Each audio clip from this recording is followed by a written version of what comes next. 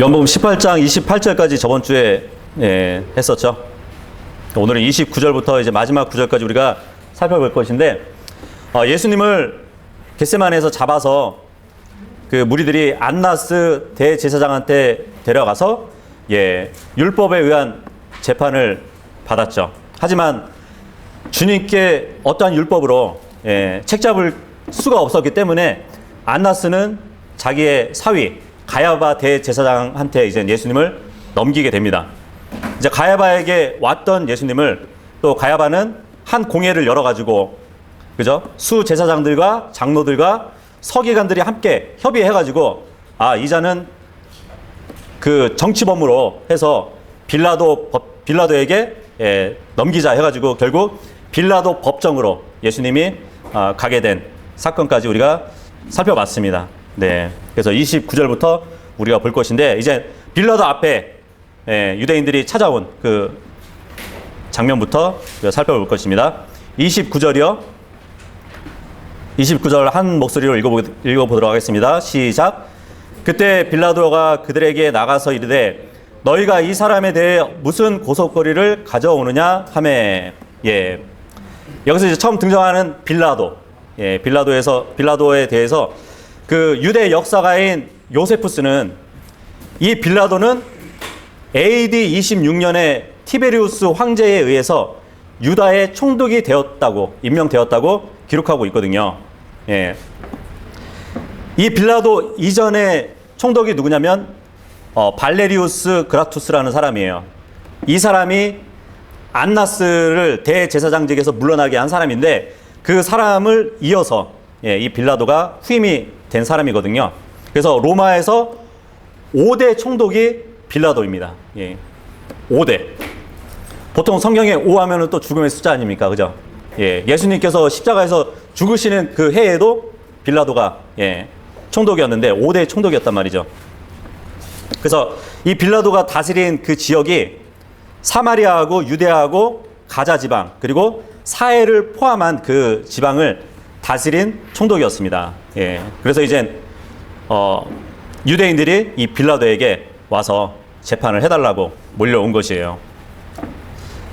29절에 보면 이제 빌라도가 그들에게 나갔다고 이야기를 하죠. 나가서 이르되, 유대인들은 자신들이 이 이방인들의 건물에 발을 닿으면은 자신들이 부정하게 될 것이라는 것을 잘 알고 있었거든요. 율법에 의하면.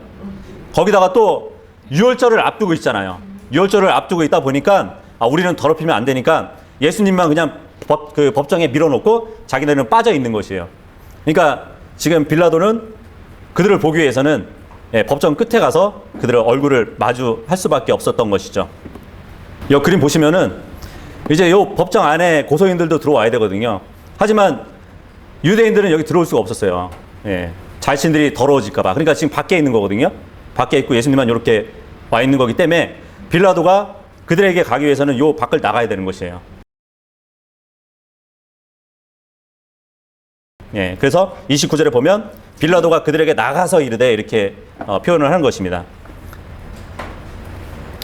그래서 빌라도가 이제 유대인들한테 얘기하죠. 너희가 이 사람에 대해서 무슨 고속거리를 가져왔느냐 얘기하고 있어요. 그러니까 빌라도는 그들에게 질문한 것이 너희가 찾아온 목적이 뭐냐 그렇게 얘기하는 것이 아니라 그냥 단순하게 너희들이 붙잡아온 자에 대해서 무슨 고속거리가 있냐 지금 물어보는 거거든요.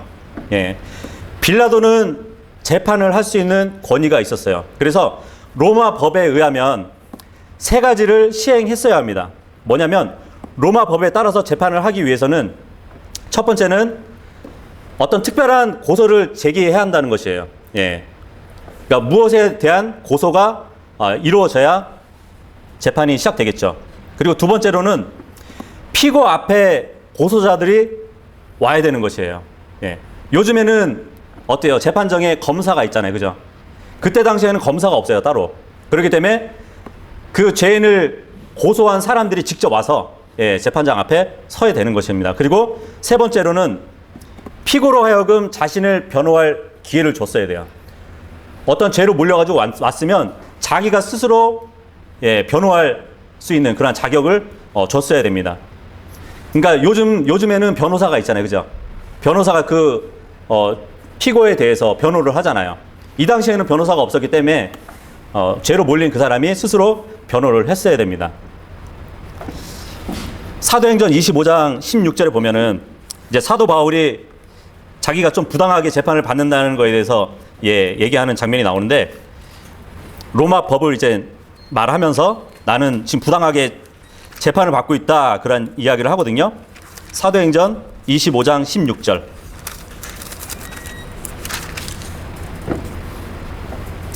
제가 읽어볼게요.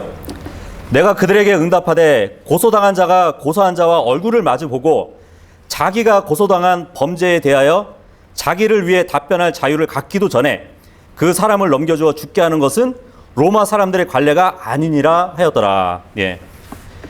사도 바울도 유대인들한테 이제 고소당했잖아요. 예. 그러면은 네가 어떠한 일로 지금 고소를 당했냐 하고 변호를 할 기회를 줘야 되는데, 예. 그러지 않았다는 것이에요. 그래서 사도 바울이 지금 로마 법을 제기하는 것이에요. 왜 내 변호는 듣지 않고 나를 넘기냐고, 예, 그렇게 얘기하고 있거든요. 생각을 해보세요. 예수님도 지금 빌라도 앞에서 재판을 받아야 되는데 예수님도 변호할 기회가 있어요. 그죠? 예. 그 요한일서 2장 1절에 보면은 그 말씀이 있잖아요.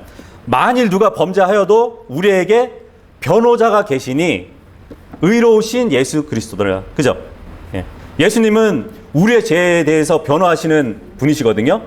그렇다면 이 세상 법정, 빌라도 법정 앞에서 만약에 자신을 변호하게 되면은 이길까요? 질까요? 예. 이길 수 있는 재판이거든요. 예. 하지만 예수님은 자신에 대해서 변호하지 않습니다. 예. 왜냐하면 아버지께서 자신에게 주어진 사명이 무엇인지 아셨기 때문에, 예. 그분의 계획대로, 예, 움직이셔야 되기 때문에 변호할 수 있는 기회도 있었고 충분히 변호할 수 있는 능력이 있으신 분이시지만, 예, 변호하지 않고 나중에 십자가로 넘겨지게 되시죠. 네. 30절 읽어보도록 하겠습니다. 예, 본문 돌아와서 30절 시작. 그들이 그에게 대답하여 이르되 그가 범죄자가 아니었더라면 우리가 당신에게 그를 넘겨주지 아니하였으리라 하거늘. 네. 근데 이들의 말을 보면은 굉장히 거칠고 버릇이 없어요. 재판장 앞에 와가지고 지금 빌라도가 무슨 고소거리가 있냐 물어봤더니, 아니 우리가 멀쩡한 사람을 데려왔겠냐고, 예, 그런 뉘앙스로 얘기하는 것이에요. 그냥 살짝 빌라도를 어떻게 보면 비꼬면서 얘기하는 거거든요. 아니 우리가 누구냐고, 이스라엘의 종교 지도자들이 아닙니까? 예, 우리 같은 사람이 신문을 해가지고 유죄가 입증되어서 이 사람을 데려왔다면 100% 죄인이 아니겠냐고, 예, 그렇게 얘기하는 것이거든요. 예, 그래서 우리가 당신에게 이 사람을 넘겨줍니다 하고 얘기를 합니다. 근데 여기 30절에 넘겨주지 아니하였으리라 할 때 넘겨주다는 이 말이, 이 그리스어가 유다가 예수님을 배반하고 넘겨줬다는 그, 예, 단어하고 같은 단어예요. 예. 자신들이 확신해서 넘겨주는 거니까 그를 재판하라고. 31절, 예, 읽어보도록 하겠습니다. 31절 시작. 이에 빌라도가 그들에게 이르되 너희가 그를 데려다가 너희 법대로 그를 재판하라 하니, 그러므로 유대인들이 그에게 이르되 우리가 사람을 죽이는 것은 법에 어긋나나이다 하니라. 예. 그들이 이제 그렇게 나오니까 빌라도가 응수하는, 예, 대답이거든요. 아 그래? 그러면 너희들이 율법으로 죄를 찾았으면 너희 법대로 재판하면 되겠네. 예, 그렇게 말을 하는 거예요 지금. 예. 그러니까 어떻게 보면은 지금 빌라도의 답변은 유대인들과 어떤 자그마한 기싸움을 하고 있는 것이에요. 예, 그죠? 그리고 그 재판에 대해서 별로 하고 싶지 않은 그러한 마음을 또 볼 수 있습니다. 그냥 별로 관여하고 싶지 않은 그런 내색도 지금 하고 있는 것 같아요. 예. 근데 지금 유대인들이 그렇게 얘기하죠. 빌라도가 너의 법대로 그냥 하라고. 그랬더니 유대인들이 지금 살짝 꼬리를 내립니다. 아, 왜 그러냐고. 우리는 독립된 민족이 아니지 않습니까? 이 로마의 지배를 받고 있는 나라 아닙니까? 그러니까 우리의 주권까지 빼앗겼는데 더 이상 우리에게는 사람을 죽일 수 있는 권한이 없지 않습니까? 예, 얘기하고 있는 것이에요. 그러니까 빌라도 당신만이 그 권한을 행사할 수 있다는 것을 지금 얘기를 하는 것이거든요. 예. 물론 율법대로 하면은 만약에 예수님이 어떠한 율법을 어긋나게 했으면은 유대인들은 돌로 그 죄인을 쳐 죽일 수 있었어요. 그죠? 예. 하지만 이때에는 로마의 속국을 있었기 때문에 그 사형을 제대로 집행할 수가 없었어요. 예. 그 랍비들의 자료에 의하면 유대인들이 그 율법대로 사형을 할 수 있는 그 법이 폐지가 된 게 AD 30년 때 폐지가 되었다고 자료에 나와 있습니다. 그러니까 어떻게 보면은 율법이 로마 법 밑에 가 있는 것이에요. 예. 참 안타까운 일이죠. 그래서 이제 자신들이 죽일 수 있는 권한이 없기 때문에 빌라도를 통해서 예수님을 죽이려 하는 그러한 음모가 있는 것이죠. 32절 읽겠습니다. 32절 시작. 이것은 예수님의 말씀 곧 그분께서 자기가 어떤 죽음으로 죽을지 표적으로 보여주시며 하신 말씀을 성취하려 함이니라. 예. 지금 30절 31절을 우리가 봤을 때 유대인들이 예수님을 이방인 총독한테 넘기는 것을 우리가 볼 수 있죠. 그죠? 이것이 바로 예수님이 어떻게 죽게 될 것인지에 대한 표적을 말씀하시는 거라고 합니다. 마태복음 20장 19절로 가보도록 할게요.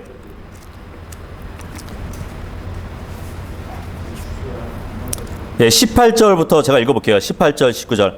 보라, 우리가 예루살렘으로 올라가노니 사람의 아들이 배반을 당해 수 제사장들과 서기관들에게 넘겨짐에 그들이 그를 정죄하여 죽게 하고 이방인들에게 넘겨주어 그를 조롱하고 채찍질하고 십자가에 못 박게 하실 것이요 셋째 날에 그가 다시 일어나리라 하시니라. 예. 예수님의 죽음의 표적이 뭐냐면 이방인들에게 넘겨져서 죽게 된다는 것이에요. 이방인들에게 넘겨져서 십자가에 달려 죽으신다는 것이죠. 예. 그러니까 예수님은 유대인들로 인해서 돌로 쳐 죽음을 당하지 않으신다는 것이에요. 제가 말씀드렸잖아요. AD 30년에 유대인들의 사형법이 폐지되었단 말이에요. 그죠? AD 30년이면 언제죠?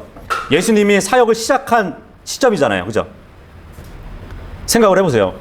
만약에 이방인들에게 넘겨져서 십자가에 죽지 않으시고 유대인들에게 돌로 맞아서 죽으셨다면 지금 이 세상에 있는 모든 교회 건물 종탑 위에는 뭐가 매달려 있을까요? 돌이 매달려 있었을 것이에요. 예. 모양새도 없잖아요. 그죠? 예. 그래서 그 표적을 말해 주신 것이라고 성경이 기록되어 있습니다. 33절 읽어보도록 하겠습니다. 33절 시작. 이에 빌라도가 다시 재판정에 들어가 예수님을 불러 그분께 이르되 네가 유대인들의 왕이냐 하며 다시 빌라도가 재판정에 들어갔대요. 네. 말씀드렸죠? 예. 밖에 나갔다가 다시 들어온 거예요. 힘들죠, 그죠? 왔다 갔다 하려니까. 그러니까 예수님과 유대인들과 간격이 있다고 볼 수 있죠. 거기에 지금 빌라도가 예수님 앞에 있다가 유대인들 앞에 있다가 왔다 갔다 하는 것을 우리가 볼 수 있습니다. 근데 지금 여기 요한복음에서는 그 유대인들이 예수님을 고소하는 장면은 기록이 되어 있지 않아요. 예. 어떤 고소가 있었기 때문에 지금 빌라도는 이런 질문을 하는 것이거든요. 네가 유대인들의 왕이냐? 왜 이런 질문을 했을까요? 다른 복음서에 보면은 유대인들이 고소하는 그 기록이 있습니다. 누가복음 23장으로 가보도록 하겠습니다. 1절부터 제가 읽어볼게요. 그들의 온 무리가 일어나 그분을 빌라도에게 끌고 가서 그분을 고소하기 시작하여 이르되 우리가 보니 이자가 민족을 그릇되게 하고 카이사르에게 공세내는 것을 금하고 스스로 그리스도 곧 왕이라 하더이다 하매. 예, 이게 고소거리였습니다. 그래서 지금 빌라도가 네가 유대인들의 왕이냐 물어보는 것이에요. 예, 지금 유대인들은 예수님을 정치적인 요소를 끌어들여가지고 죄인이라고 지금 고소를 한 것이에요. 생각을 해보세요. 지금 누가복음 23장 2절에 보시면 사람들을 그릇되게 한다. 이건 뭐냐면 사람들을 현혹시킨다는 얘기예요. 예. 사람들을 현혹시키면은 어떤 죄일까요? 소요죄거든요. 예. 유대인들이 지금 로마 치하에 있는데 사람들을 막 현혹시켜가지고 소요를 일으킨다? 예. 그러면 죄잖아요. 그죠? 그리고 두 번째로 세금 문제. 그 식민 통치에 있던 유대인들이 세금을 안 내면 로마에게 대항하는 거잖아요. 그죠? 예. 식민 통치의 근간을 이루는 게 뭐냐면 이 세금이거든요. 예. 세금을 그 나라한테 바치는 것이 중요한 시한인데 이것마저도 공세 내는 것을 금했다. 이것도 이제 죄거든요. 두 번째 죄. 그리고 세 번째 죄가 뭐냐면 자신이 왕이라고 했다는 것이에요. 분명히 로마에는 카이사랴 왕이 있는데 이자가 왕이라고 하면은 예, 어떻게 되겠어요? 그 로마를 대적하는 하나의 왕국을 이루려고 하는 그러한 예, 음모를 갖고 있는 자라고 볼 수 있는 것이잖아요. 그죠? 그렇게 되면은 충분히 그죠? 그 죄 요소를 다 갖고 있는 것이잖아요. 예. 하지만 잘 생각해 보세요. 유대인들이 이렇게 고소를 했는데 예수님이 민족들을 현혹했나요? 아니잖아요. 돌아다니면서 진리를 가르쳤잖아요. 그죠? 예. 자기들이 가지고 있던 구약 성경을 해석해 주면서 예. 영적인 눈을 띄게 해 주셨잖아요. 그리고 예수님이 세금 문제를 가지고 카이사랴에게 세금을 내지 말라고 금했나요? 아니잖아요. 카이사랴의 것은 카이사랴에게 주고 하나님 것은 하나님께 주라고 분명하게 말씀하셨잖아요. 그죠? 금하지 않았단 말이에요. 그리고 예수님이 분명 왕으로 오신다고는 하셨지만 유대인들에게 예수님이 말씀하실 때는 내가 지금 여기에 왕이다 말씀하지 않으셨어요. 앞으로 재림하실 때 천사들과 함께 왕권을 가지고 오신다고는 말씀하셨어요. 예. 그렇다고 보면은 유대인들은 지금 빌라도에게 거짓 고소를 하고 있는 것이에요. 예. 34절 읽어보도록 하겠습니다. 34절 시작. 예수님께서 그에게 대답하시되 네가 스스로 이것을 말하느냐 아니면 다른 사람들이 나에 대하여 내게 그것을 말하였느냐 하시니 예, 예수님이 대답을 하십니다. 자, 너는 로마 관리로서 내가 사람들을 모아가지고 이 로마를 뒤엎어버린다는 그런 소문을 들은 적 있냐? 네, 물어보시는 거예요. 내가 왕이라고 선포해가지고 이 카이사의 권위를 손상시켰다는 그러한 말들을 들어본 적 있냐? 오히려 예수님은 지금 빌라도를 추궁하십니다. 예. 아니면 유대인들의 고소 내용에 네가 수긍이 가니까 지금 나한테 물어보는 거냐고. 아니면 단순히 그들의 말을 나에게 전하는 거냐. 예. 지금 예수님은 여러 가지로 지금 빌라도에게 묻고 계시는 것이에요. 자, 그랬더니 35절에 또 이제 빌라도가 다시 대답을 하네요. 35절 읽어보겠습니다. 시작. 빌라도가 대답하되 내가 유대인이냐? 네 민족과 수제사장들이 너를 내게 넘겨주었느니라. 네가 무엇을 하였느냐 하매. 예. 지금 너는 나를 저런 종교인들하고 같이 보고 있는 거냐? 이제 또 예, 빌라도가 또 응수하는 것이에요. 저들이 너를 나한테 넘긴 거고 나는 너를 재판할 권리가 있기 때문에 너한테 질문을 하는 것이야 하고 이제 또 빌라도는 얘기하는 것이거든요. 나는 재판장이고 너는 피고야. 예, 어디서 많이 들어봤죠? 예. 그러니까 내 질문에 대답이나 하라고 지금 빌라도가 말을 합니다. 도대체 무슨 죄를 저질렀냐? 예, 그렇게 추궁을 하는 것이죠. 36절 읽겠습니다. 시작. 예수님께서 대답하시되 내 왕국은 이 세상에 속하지 아니하니라.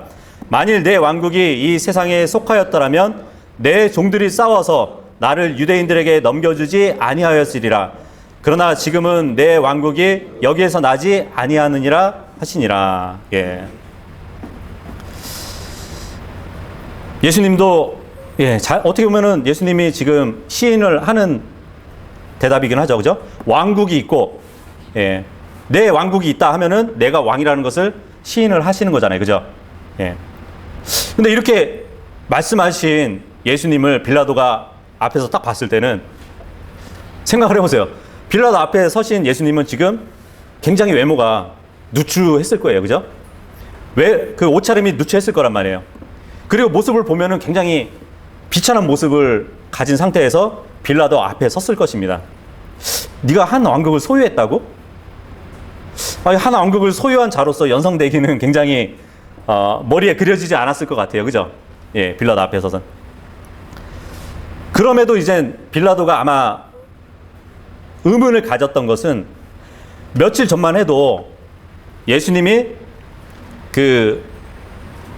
예루살렘에 입성을 할 때 어떠한 승리의 입성이 있었잖아요. 그죠?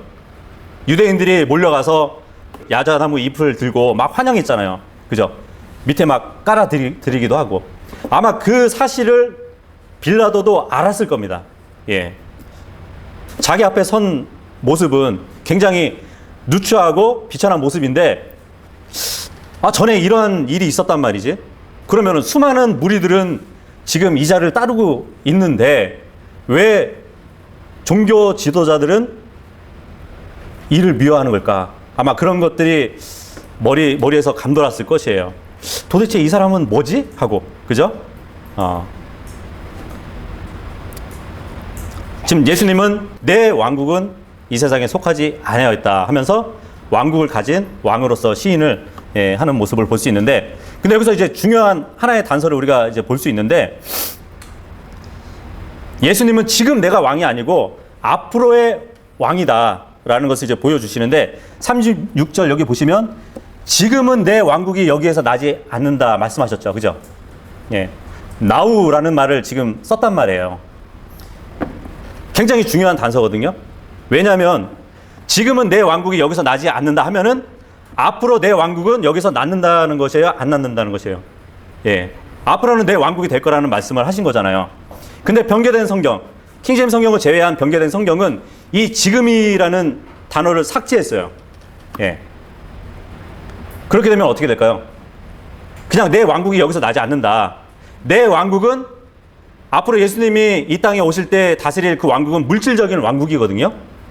그렇게 되면은 내 왕국은 물질적인 왕국이 아니라 내 왕국은 영적인 왕국이다. 이런 말씀을 하시게 되는 것이거든요. 그래서 우리가 보통 신학적으로 보면은 무천년주의 신학이 있어요. 예, 무천년주의가 뭐냐면 예수님이 십자가에서 죽으시고 부활하시고 승천하신 이후에 왕국이 이 교회에 임했다는 것이에요. 그래서 우리가 지금 이렇게 하나의 교회가 된 것이 영적인 왕국 안에서 하나가 됐다고 그렇게 주장을 하는 것이거든요. 예. 그리고 변개된 성경에 이 지금이라는 것을 삭제한 성경이 있는 반면에 이제는 이렇게 바꿔놓은 성경들이 있어요. 개혁 성경도 이제는 이렇게 바꿔놨거든요. 그렇다면은 이제는 내 왕국이 여기서 나지 아니하느니라 하게 되면은 전에는 왕국이었는데 이제부터는 왕국 안 할래. 그런 의미가 돼버리거든요. 그래서 어떠한 신학이 생겼냐면 대체 신앙이라는 게 생겼어요. 대체 신학이라는 것이 생겼어요. 뭐냐면 이전에는 주님이 유대인들을 통해서 왕국을 이루고 오셨는데 예수님이 십자가 이후에는 그 유대인에게 주었던 어떠한 언약들, 그러한 모든 것들이 교회에게 간다고 그렇게 가르치는 것이에요. 어떻게 보면 무천년주의하고 그죠? 이 대체 신학하고 비슷하긴 하죠. 예. 왕국도 교회 것, 그리고 유대인들에게 주어진 모든 약속과 그러한 것들이 교회에게 주어졌다는 그러한 신학이 낳게 돼버린 것이거든요. 이 now라는 단어 하나로 인해서. 예, 이해되시나요? 예. 그래서 정말 문자적으로 성경을 보는 우리들과 다르게 기존 교회들은 하나님의 왕국, 하늘 왕국, 그리고 하늘의 왕국을 다 나누지 않고 다 하나로 보고 있어요. 예. 물론 하나님의 왕국은 먹고 마시는 그런 물질적인 왕국이 아닌데 그 하나님의 왕국과 지금 36절에 말씀하시는 예수님의 물질적인 왕국을 같은 것으로 보는 것이라는 것이에요. 예. 단어 하나로 인해서 이렇게 신학이 막 생기고 바뀌고 그러는 것이에요. 예, 놀랍지 않나요? 37절 보도록 하겠습니다. 37절 시작. 그러므로 빌라도가 그분께 이르되 그러면 네가 왕이냐 하니 예수님께서 대답하시되 내가 왕이라고 네가 말하는도다. 내가 이런 목적으로 태어났으며 이런 까닭으로 세상에 왔나니 곧 나는 진리에 대하여 증언하려 왔노라. 진리에 속한 자마다 내 음성을 듣느니라 하시매. 네. 다시 한번 재차 물어보죠. 빌라도가. 아, 그렇다면 네가 왕이라는 얘기네? 그래서 예수님이 내가 왕이라고 네가 말하는도다. 이렇게 말씀을 하시네요. 근데 여기 이 영어를 그죠? 지금 이제 흠정역은 직역을 했어요. 그죠? 예. 근데 이게 한킹에는 보면은 네 말이 옳도다 이렇게 되어 있고요. 개역 성경에 보면은 네 말과 같이 내가 왕이니라 이렇게 되어 있거든요. 근데 이거는 지금 흠정역이 잘 해놓은 것 같아요. 그죠? 예. 어떻게 보면 이거는 관용적 기법으로 이렇게 번역하기보다는 지금 흠정역처럼 이 표현적 강조 기법이라고 하거든요. 예. 물론 뭐 네 말이 옳다 이렇게 할 수도 있지만 이렇게 표현적인 강조를 하는 것으로 내가 왕이라고 네가 말하는도다. 예, 이렇게 잘 해놓은 것 같아요. 어쨌든 예수님은 창과 칼이 아니라 진리에 더 관심이 크다는 것을 지금 빌라도 앞에서 말씀하고 있습니다. 네. 그래, 네가 35절에 나에게 무엇을 하였느냐 물었지 나는 진리를 증언하는 일을 했었다. 이렇게 대답을 하고 있습니다. 그렇죠? 이런 까닭이 세상에 왔다고. 어떤 까닭? 진리에 대해서 증언하는 까닭으로 내가 왔다. 그리고 진리에 속한 자마다 내 음성을 듣는다. 진리를 듣고 반응하는 자들을 위해서 내가 이런 까닭에 세상에 왔다고 지금 이야기를 하고 있습니다. 자, 38절 읽도록 하겠습니다. 38절 시작. 빌라도가 그분께 이르되 진리가 무엇이냐 하더라. 그가 이 말을 하고 다시 유대인들에게 가서 그들에게 이르되 나는 그에게서 아무 잘못도 찾지 못하노라. 예. 빌라도가 판단이 옳죠, 그죠? 그러니까 빌라도가 판단력이 있어요. 왜냐하면 지금 예수님은 지금은 내 왕국이 여기서 나지 않는다 하면은 죄가 없는 것이거든요. 지금 지금 이 세상에 왕이라고 한 건 아니네. 예. 그래 판단력을 갖고 얘기를 합니다. 그런데 중요한 것은 지금 빌라도는 예수님께 진리가 무엇이냐 물어봤거든요. 근데 지금 이 진리가 무엇이냐 물어본 것은 그러면 진리가 무엇인데 나에게도 한번 알려줘. 그런 말로 얘기한 것이 아니에요. 관심이 없는 거죠. 진리? 진리가 뭔데? 그렇게 얘기하는 것이거든요. 왜냐하면 그 말을 하고 그냥 나가버렸거든요. 예수님께 대답을 듣지 않고 나갔다는 것이에요. 이 로마 그 나라에서는 이미 그리스의 신하들이 많았고 또 그리스의 철학자들이 가르친 그러한 것들이 많았잖아요. 그죠? 예.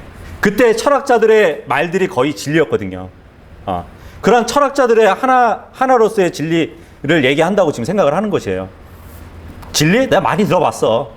여러 철학자들을 통해서 자기들이 다 진리라고 하는데 다 들어봤는데 너도 똑같네. 그가 이 말을 하고 다시 유대인들에게 나갔다고 얘기합니다. 참 왔다 갔다 피곤한 재판이네요. 그죠? 예. 근데 여기서 유대인들에게 빌라도가 나는 그에게서 아무 잘못도 찾지 못했다고 얘기를 하고 있는데 이 복음서에 보면은 3번에 걸쳐서 아무 잘못도 찾지 못했다고 빌라도는 얘기를 합니다. 예, 여기 38절에도 잘못을 찾지 못했고 19장 4절에 가면은 거기서도 아무 잘못도 찾지 못했다고 하고 19장 6절에도 가서 보면은 그분의 잘못을 찾지 못했다고 3번을 무죄 선고를 내려요. 그런데 결국 예수님이 풀려났나요? 아니잖아요. 결국은 십자가에서 처형 당하시잖아요. 이게 무슨 재판이냐고요. 3번씩이나 무죄라고 선고했음에도 불구하고 사형을 당했다는 그 재판이 온전한 재판은 아니었다는 것이죠. 그렇다고 해서 예수님은 항소하지 않으셨어요.